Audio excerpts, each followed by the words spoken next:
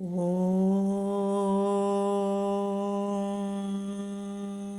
ശ്രീ ഗുരുഭ്യോ നമഃ. ഓം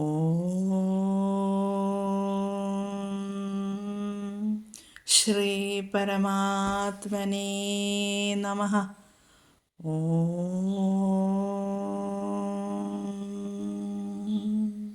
ശ്രീ ലളിതാംബികായൈ നമഃ. ഓം നമോ നാരായണായ. ഓം നമോ ഭഗവതേ വാസുദേവായ. നമസ്തേ സജ്ജനങ്ങളെ. ഇന്ന് നമുക്ക് വിഷ്ണു സഹസ്രനാമ സ്തോത്രത്തിലെ 26-ാമത്തെ ശ്ലോകത്തിൻ്റെ വിശദീകരണങ്ങൾ മനസ്സിലാക്കാം. ശ്ലോകം എല്ലാവരും പഠിച്ചു, പാരായണം ചെയ്ത് പഠിച്ചു. ഇനി ഓരോ ശ്ലോകത്തിൻ്റെയും വിശദീകരണമാണ് നമുക്ക് പഠിക്കേണ്ടത്. ആദ്യം ശ്ലോകം പാരായണം ചെയ്യാം. സുപ്രസാദഃ പ്രസന്നാത്മാ വിശ്വധൃഗ്വിശ്വഭുഗ്വിഭുഃ സത്കർത്താ സത്കൃതഃ സാധുർജന്മുർനാരായണോ നരഃ. ഈ ശ്ലോകത്തിൽ 236 മുതൽ 246 കൂടിയുള്ള 11 നാമങ്ങളാണ് നമുക്ക് മനസ്സിലാക്കേണ്ടത്. ഇതിലെ നാമങ്ങൾ ആദ്യം ഒന്നിച്ച് പറഞ്ഞു തരാം. സുപ്രസാദഃ, പ്രസന്നാത്മാ, വിശ്വധൃക്, വിശ്വഭുക്, വിഭുഃ, സത്കർത്താ, സത്കൃതഃ, സാധുഃ, ജന്മുഃ, നാരായണഃ, നരഃ. ഇതാണ് 11 നാമങ്ങൾ ഭഗവാന്റെ. 236-ാമത്തെ നാമം സുപ്രസാദഃ. ആചാര്യസ്വാമികളുടെ ഭാഷ്യത്തിൽ പറയുന്നത്, ശോഭനഃ പ്രസാദോ യസ്യാപകാരാവതാമപി ശിശുപാലാദീനാം മോക്ഷപ്രദാതൃത്വാദിതി സുപ്രസാദഃ എന്നാണ്. അതായത് തനിക്ക് അപകാരം ചെയ്ത, അതായത് ഉപദ്രവം, അപകാരം എന്ന് വെച്ചാൽ ഉപദ്രവം അല്ലെങ്കിൽ അപരാധം എന്നൊക്കെ അർത്ഥം. തനിക്ക് അപകാരം ചെയ്ത ശിശുപാലാദികൾക്കും മോക്ഷം നൽകിയതു നിമിത്തം യാതൊരുവൻ്റെ പ്രസാദം, അതായത് കൃപ അതിശോഭനമായിരിക്കുന്നുവോ അദ്ദേഹം സുപ്രസാദൻ. സുപ്രസാദൻ, ശോഭനമായിരിക്കുന്ന പ്രസാദത്തോടു കൂടിയവൻ. നന്നായി പ്രസാദിക്കുന്നവനാരോ അവൻ സുപ്രസാദൻ. പ്രസാദിക്കുക എന്നാൽ അനുഗ്രഹിക്കുക. ക്ഷേത്രത്തിൽ പോയാൽ നമുക്ക് പ്രസാദം ലഭിക്കും അല്ലേ? ദേവന് നേദിച്ചതായിരിക്കും അത്. പുഷ്പം, ചന്ദനം, ഭസ്മം, പായസം, അങ്ങനെയൊക്കെ നമുക്ക് പ്രസാദം കിട്ടും. ഭഗവാൻ തൻ്റെ ഭക്തന്മാരെ മാത്രമാണോ അനുഗ്രഹിക്കുന്നത്? അല്ല. കംസനെ, ശിശുപാലനെ, പൂതനയ്ക്ക്, അങ്ങനെ തന്നെ നശിപ്പിക്കാൻ ശ്രമിച്ച, തന്നെ അപമാനിക്കാൻ ശ്രമിച്ച എല്ലാവർക്കും ഭഗവാൻ മുക്തി കൊടുക്കുന്നുണ്ട് അല്ലേ? അതായത് ശത്രുഭാവത്തിൽ സ്മരിക്കുന്നവർക്ക് കൂടി എളുപ്പത്തിൽ പ്രസാദിക്കുന്നവനായതുകൊണ്ടാണ് ഭഗവാന് സുപ്രസാദൻ എന്ന നാമം ലഭിച്ചത്, അന്വർത്ഥമായത്. ഇനി 237-ാമത്തെ നാമം പ്രസന്നാത്മാ. ആചാര്യസ്വാമികളുടെ ഭാഷ്യത്തിൽ പറയുന്നത്, രജസ്തമോഭ്യാം അകലുഷിത ആത്മാന്തഃ കരണമസ്യ ഇതി പ്രസന്നാത്മാ എന്നാണ്. രജസ്, തമസ് എന്നീ ഗുണങ്ങളെ കൊണ്ട്, 3 ഗുണങ്ങൾ, ത്രിഗുണങ്ങളെക്കുറിച്ചൊക്കെ ഞാൻ ആദ്യത്തെ ഓഡിയോസിൽ പറഞ്ഞിട്ടുണ്ട്. രജസ്, തമസ് എന്നീ ഗുണങ്ങളെ കൊണ്ട് ദുഷിക്കാത്ത മനസ്സോടുകൂടിയവൻ.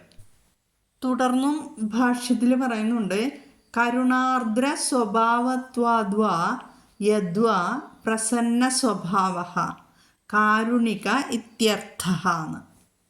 അതായത് കരുണാർദ്ര സ്വഭാവനാകയാൽ പ്രസന്നാത്മാവ്, അല്ലെങ്കിൽ പ്രസന്ന സ്വഭാവൻ, കാരുണികൻ എന്ന് അർത്ഥം. അഥവാ സകല വിധത്തിലുള്ള കാമങ്ങളെയും സാധിച്ചവനാകയാൽ പ്രസന്നാത്മാവ് എന്നും അർത്ഥം പറയുന്നു. അടുത്ത നാമം, അതായത് 238 നാമം വിശ്വധൃക്ക്. വിശ്വം ധൃഷ്ണോതി ഇതി വിശ്വധൃക്ക്.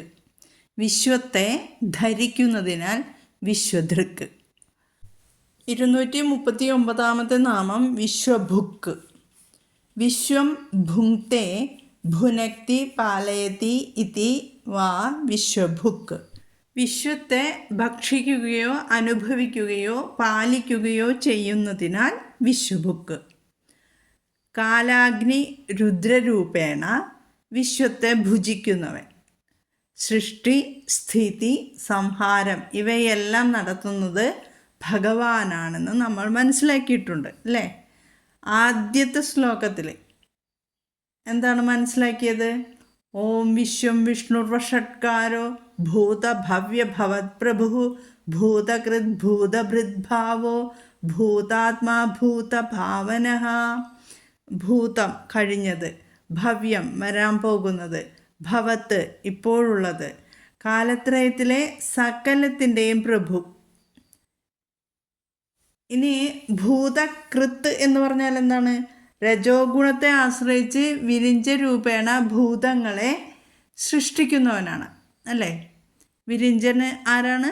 ബ്രഹ്മാവ്. ഇനി തമോ ഗുണത്തെ ആശ്രയിച്ച് രുദ്രരൂപേണ ഭൂതങ്ങളെ സംഹരിക്കുന്നവൻ അതും ഭഗവാൻ തന്നെയാണ്. ഇനി ഭൂതഭൃത്ത് എന്നാൽ സത്വഗുണത്തെ ആശ്രയിച്ച് വിഷ്ണു രൂപേണ ഭൂതങ്ങളെ പാലിക്കുന്നവനാണ് അല്ലേ? പോഷിപ്പിക്കുന്നവൻ, ഭരിക്കുന്നവൻ. ഇതെല്ലാം നമ്മൾ പഠിച്ചു കഴിഞ്ഞു. ഇത് മനസ്സിലാക്കിയാൽ വിശ്വഭുക്ക് എന്നതിൻ്റെ അർത്ഥം വ്യക്തമാകും. പ്രളയകാലത്ത് എന്താണ് സംഭവിക്കുന്നത്? നാമരൂപാത്മകമായ സകല പ്രപഞ്ച വസ്തുക്കളെയും തന്നിൽ തന്നെ ലയിപ്പിക്കുന്നു. അങ്ങനെ ഭഗവാൻ വിശ്വത്തെ ഭക്ഷിക്കുന്നു എന്ന അർത്ഥത്തിൽ വിശ്വഭുക്ക് കേട്ടോ. ഇനി 240 നാമം വിഭുഹു. ഭാഷ്യത്തിൽ പറയുന്നത് എന്താണെന്നോ? ഹിരണ്യഗർഭാദിരൂപേണ വിവിധം ഭവതീതി വിഭുഹു. രൂപത്തിലെ വിവിധമായി ഭവിക്കുന്നതിനാൽ വിഭുഹു എന്ന്. ബ്രഹ്മാവ് മുതൽ സ്ഥാവരങ്ങൾ വരെയുള്ള പ്രാണിഭേദങ്ങളുടെ രൂപത്തിൽ പല വിധത്തിലായിത്തീരുന്നത് ബ്രഹ്മം തന്നെയാണ്. ആകയാൽ ഭഗവാൻ വിഭുവാണ്. എപ്രകാരമാണോ എട്ടുകാലി തന്നിൽ നിന്നു തന്നെ നൂലുണ്ടാക്കി വല കെട്ടുകയും ആവശ്യം കഴിയുമ്പോൾ ആ നൂലുകളെ തന്നിലേക്കു തന്നെ അടുക്കുകയും ചെയ്യുന്നത്, അതുപോലെ സൃഷ്ടിയുന്മുഖനായിത്തീരുന്ന അക്ഷരബ്രഹ്മത്തിൽ നിന്ന് പ്രകൃതിയും പിന്നീട് സമഷ്ടി പ്രാണരൂപനായ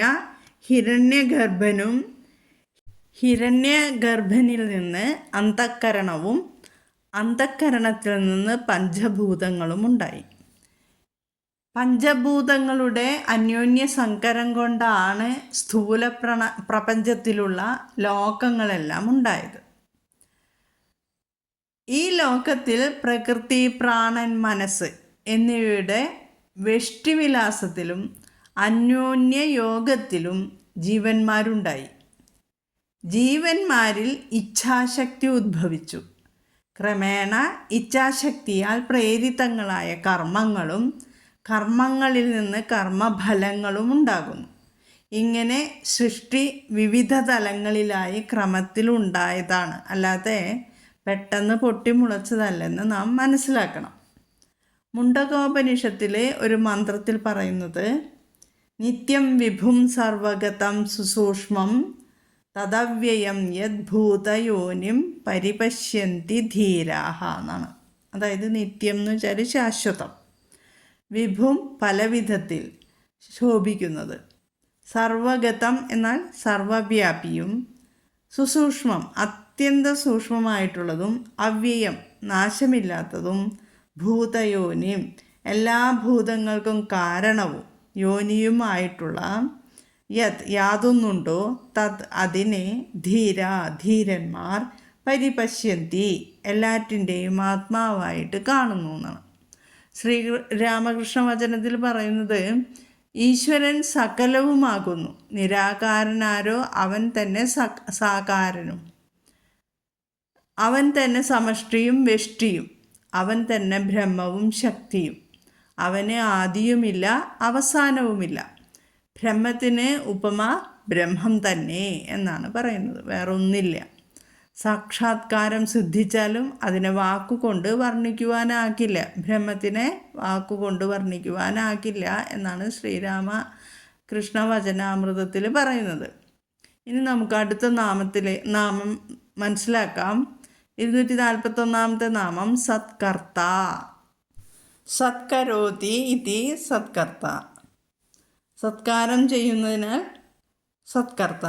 പൂജയതീതി സത്കർത്ത, അതായത് പൂജിക്കുന്നതിനാൽ സത്കർത്താവ്. അടുത്ത നാമം 242 നാമം സത്കൃത.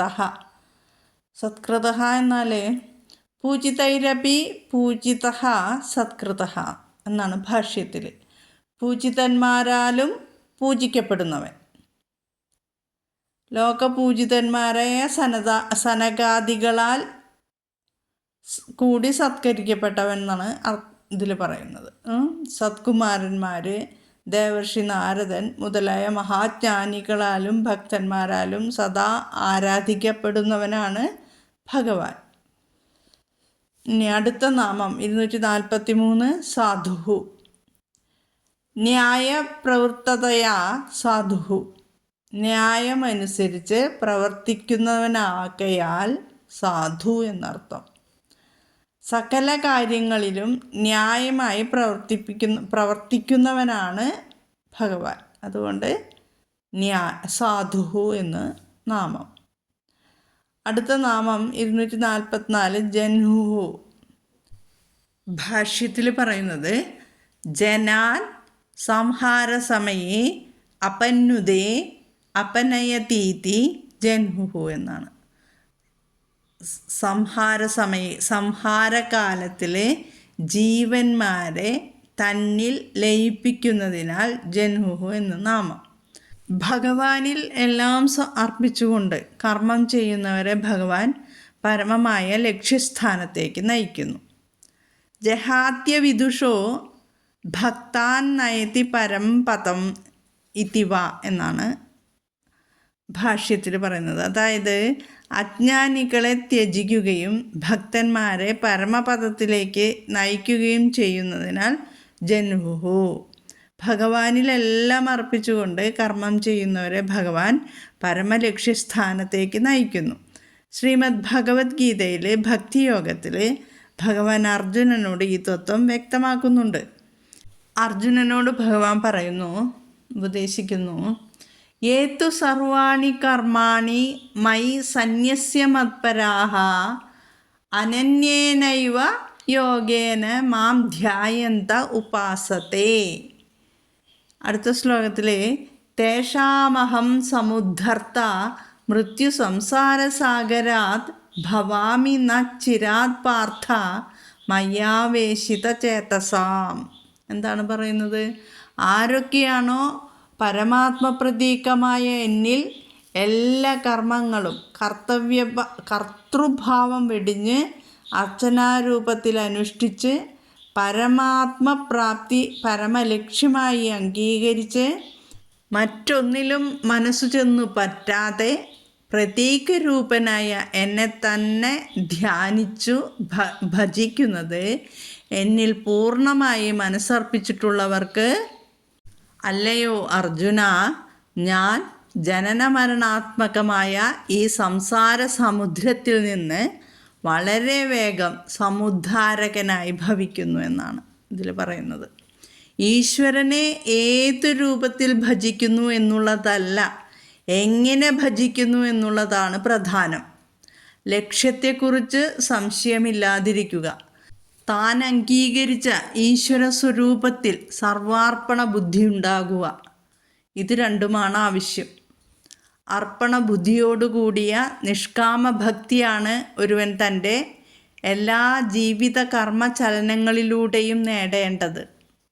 അതിനായി അവസരം കിട്ടുമ്പോഴൊക്കെ ഏകാഗ്രചിത്തനായി ഭഗവത് കഥ കേൾക്കുകയും കീർത്തിക്കുകയും ഭഗവത് രൂപം ധ്യാനിക്കുകയും ചെയ്യണം. ഭഗവത് കഥാരതി കർമ്മവാസനയ്ക്ക് ശക്തി കുറയ്ക്കും. കഥാശ്രവണത്തിൽ ക്രമേണ അതിയായ ആനന്ദം അനുഭവപ്പെട്ടു തുടങ്ങും. തുടർന്ന് വിട്ടുപോകാതെ ഭഗവത് സ്മരണ ഉള്ളിൽ ഉറയ്ക്കും. നിരന്തരമായ ഭഗവത് സ്മരണ രജസ്തമോ മലങ്ങളകറ്റി ചിത്തം ശുദ്ധിയാക്കും.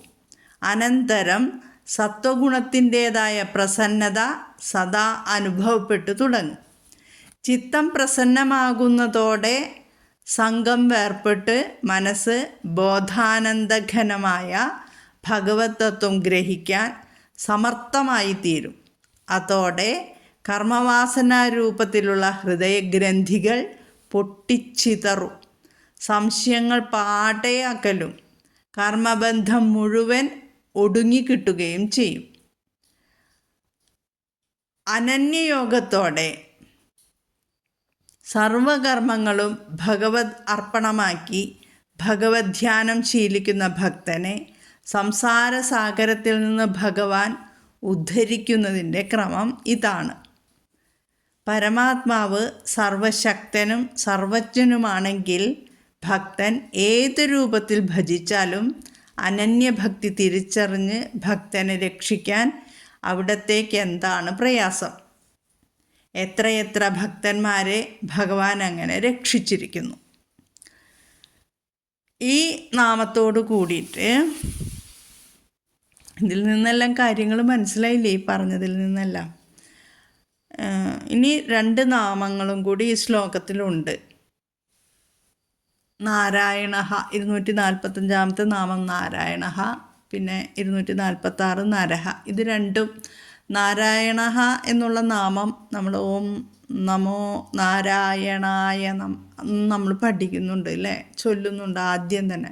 ഞാൻ ആദ്യമേ അതിനെക്കുറിച്ച് ആ നാമത്തെക്കുറിച്ച് സംസാരിക്കണം എന്ന് വിചാരിച്ചിരുന്നതാണ്. സമയം കിട്ടായകയാൽ അങ്ങനെ നീണ്ടു പോയതാണ്. അതുകൊണ്ട് അത് അടുത്ത ഭാഗത്തിലേക്ക് ഞാൻ നീട്ടി വയ്ക്കുന്നു. അടുത്ത ഭാഗത്തിൽ നമുക്ക് ആ നാമത്തെക്കുറിച്ച് മനസ്സിലാക്കാം.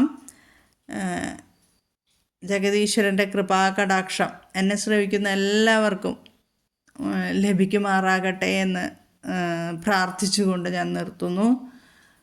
ഓം ശ്രീ ഗുരുഭ്യോ നമഃ. ഹരി ഓം. ഓം തത്സത്ത്.